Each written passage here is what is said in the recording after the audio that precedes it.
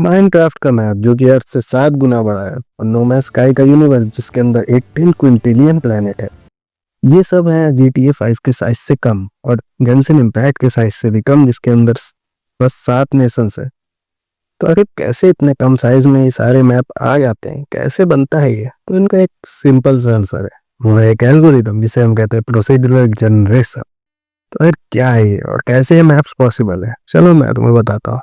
तो इस पूरे प्रोसेस में सबसे पहले एक चीज आती है जिसका नाम है सीड्स। अगर तुमने माइनक्राफ्ट खेला तुमने पक्का इस बारे में सुना होगा।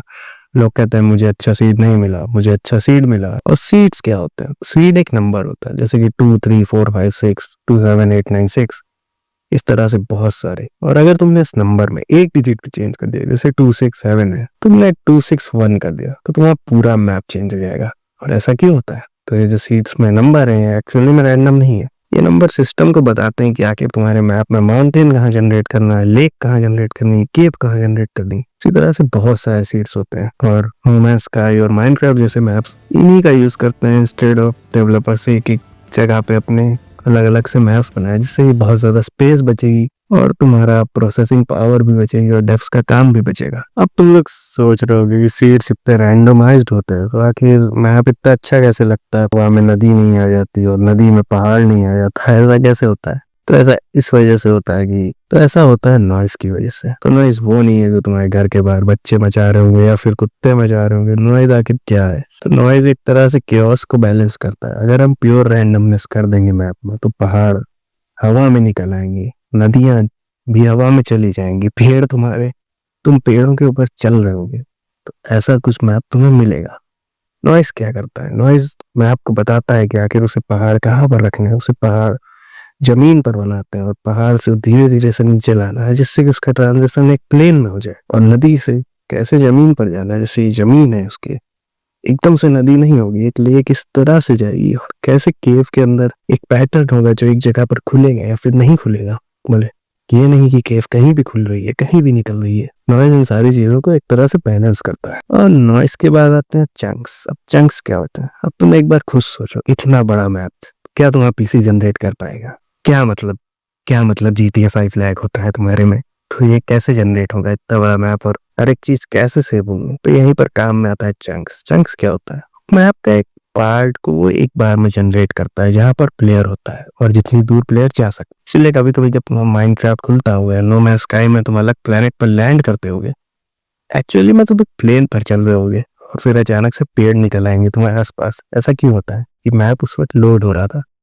और वो उसी चंक्स को लोड करता है जहां पर तुम होते हो।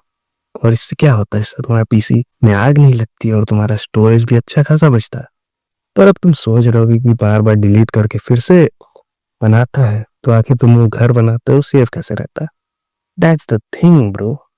वो तुम्हारे बनाए हुए चेंजेस को सेव करता है और पूरे मैप को वापस से जनरेट करता है और फिर तुम्हारे बनाए हुए चेंजेस को वापस से रख देता है, जिससे कि तुम्हारा बनाए हुए चेंजेस वहीं पर रहते हैं और गेम को बहुत ज्यादा पावर का यूज नहीं करना पड़ता है। और एंड में आता है आखिर नो मैन स्काई में तुम अलग प्लेनेट पर जाते हो, तो अलग प्लेनेट पर अलग पेड़ कैसे होते हैं?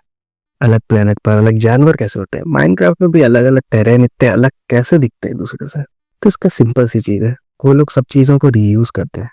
तुम लोग सोचोगे क्या? हाँ, तो बस सैन एंड्रियास में तुमने कभी मॉडलिंग करी होगी, नहीं करी? ओह आई एम सॉरी ब्रो। क्या होता है? एक कैरेक्टर का मॉडल होता है जो कि मतलब एक ह्यूमन का मॉडल, उसमें सर होगा, उसमें हाथ पैर होंगे।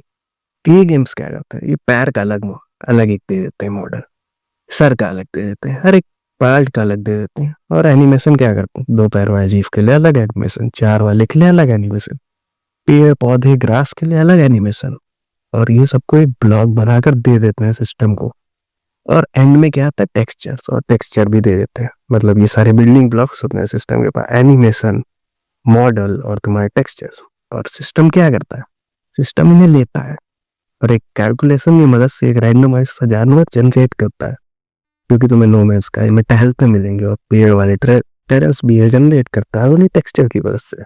सेम एज तुम्हारे माउंटेन्स में भी टेक्सचर रहता है और सेम एज तुम्हारी नदी का भी टेक्सचर। टेक्सचर के बिना भाई तुम गेम ही क्या कर रहे हो? कुछ दिखाई नहीं देगा।